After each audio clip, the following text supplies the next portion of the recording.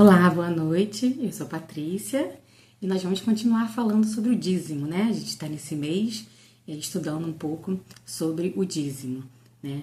E a gente falou do documento da CNBB, né? O documento 106, já fez um resumo, né? No primeiro fez uma introdução e procurando outras literaturas, né? A gente pesquisando, eu vi por um autor, né, que falava que dividia nas 5 leis do dízimo. E aí eu queria partilhar um pouco com vocês isso também, né, que são essas leis, a gente pode parar e pensar um pouco, né, refletir um pouco acerca do que o dízimo propõe mesmo, né? A gente já vem falando isso nesses outros encontros, que o dízimo é muito mais do que o dinheiro, né? É uma espiritualidade, né? É um comprometimento, uma participação na comunidade, né? Então a gente vai falar um pouco dessas 5 leis do dízimo também, que, né, meio didaticamente foi estipulado, né? E ele fala da primeira lei como a lei do contentamento, né? O dízimo, nessa primeira lei do contentamento, a gente pensa na alegria, né? Nessa alegria de ter essa dádiva de Deus, né? Tudo que Deus nos deu. E eu achei legal que ele colocou,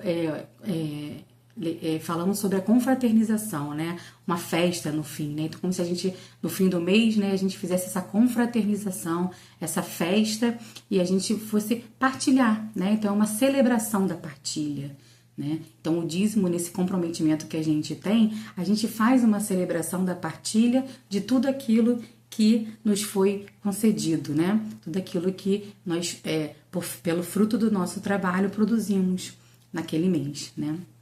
A segunda lei, ele fala da lei do aprendiz, né? Da gente estar sempre aprendendo a dar um novo dízimo, né? A gente não se acostumar, né? Não tornar isso banal ali do mensal, né? Mas nós somos peregrinos, estamos caminhando, estamos aprendendo a cada dízimo, a cada oferta, né, do dízimo. Então, nós somos discípulos obedientes, mas requer sacrifício, né? Requer um sacrifício nosso. Então, que a gente entenda que a gente está caminhando, a gente não vai ter sempre esse dízimo pleno, né? Mas é um dízimo da nossa parte de estar caminhando, né? De sermos peregrinos. Na terceira lei, ele fala da lei da semeadura e da colheita, né? Então, nós colhemos o que semeamos. A caridade, a solidariedade, a fraternidade, né? São características que estão tão perdidas, né? Nesse mundo atual, enfim. Mas nós podemos experimentar a palavra de Deus e escolher ser dizimista, né? Eu quero semear, eu quero colher aquilo que a palavra de Deus me propõe, né? Então eu escolho ser dizimista. Na quarta lei, ele fala da lei da fé, né? É uma fé ativa que move o cristão, né? É uma experiência e degustar a força da palavra de Deus. Então, quando nós temos a fé, essa fé ativa, essa fé que move, essa fé que age, essa fé ação, a gente quer ser dizimista, né? Degustando dessa palavra de Deus na nossa vida. E a gente, né, vê que o mundo muitas vezes conspira contra essa confiança, né?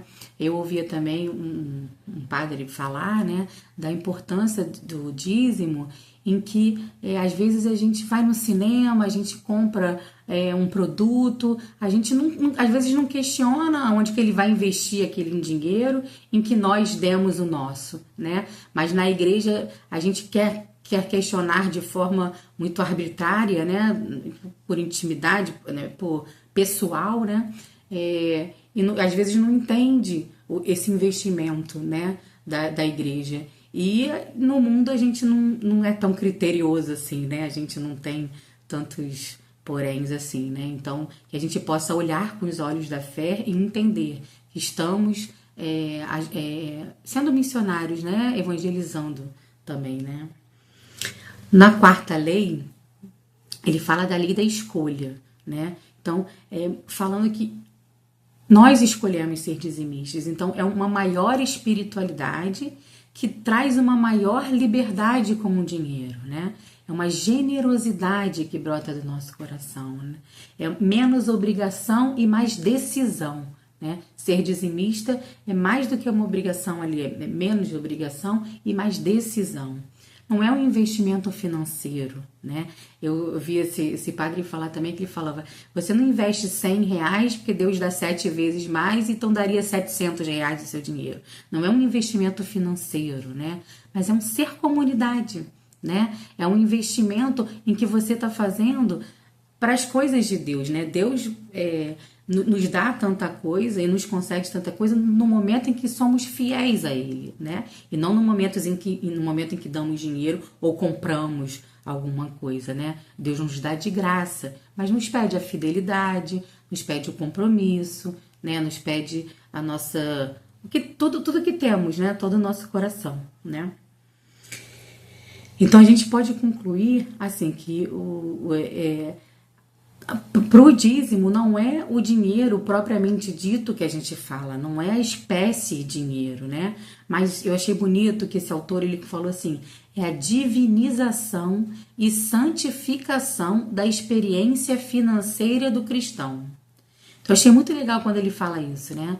Divinização e santificação da experiência financeira do cristão. É o que eu produzo, o que eu tenho, né? O fruto do meu trabalho, eu entregar para Deus, né? Eu santificar essa parte do meu trabalho, né? Então é uma contribuição que eu faço, né? É uma oferta de contribuição. E eu achei outra frase que ele falou, né? Outro pedaço, que ele fala assim, experimentar uma espiritualidade altamente transformada e libertadora do egoísmo humano. Então, quando a gente escolhe ser dizimista, a gente vai experimentar uma espiritualidade altamente transformada e libertadora do egoísmo humano. Então, eu achei isso muito bonito também, porque não é financeiro, né? Não é dinheiro, é uma espiritualidade. Então, quando a gente opta por ser dizimista, a gente opta por fazer parte da comunidade e dela ir para o mundo, né? Evangelizar, ser missionário, né? Sair dessa realidade. E então, assim, que a gente possa pedir ao Espírito Santo, né, muita sabedoria, né, sabedoria, discernimento, para que ele nos revele sempre as verdades da nossa fé, né, que a gente possa sempre aumentar essa intimidade com Deus, essa intimidade com a nossa fé, aproximando mesmo do sentido pleno, né, não o sentido material, mas o sentido de fé, o sentido pleno do que Jesus nos propõe quando Ele nos convida a essas atitudes, né, essas ações. Que possamos nos revestir de coragem para sermos verdadeiros discípulos de Jesus, para poder dizermos sim àquilo que Ele nos chamou, né, que Ele nos convida. Eu te convido então no próximo vídeo, a gente vai falar da pastoral do dízimo na nossa paróquia, na nossa comunidade, né? Então, a gente vai colocar na prática, vamos dizer assim, né? Como que está sendo estruturada essa pastoral do dízimo. Então, te convido a semana que vem a estar conosco também, para poder falarmos um pouco mais sobre o dízimo, tá bom? Então, Deus abençoe, Nossa Senhora os cubra com seu manto e que possamos sempre ter fé, né? Fé em Jesus que nos salvou e que olha por nós. Amém.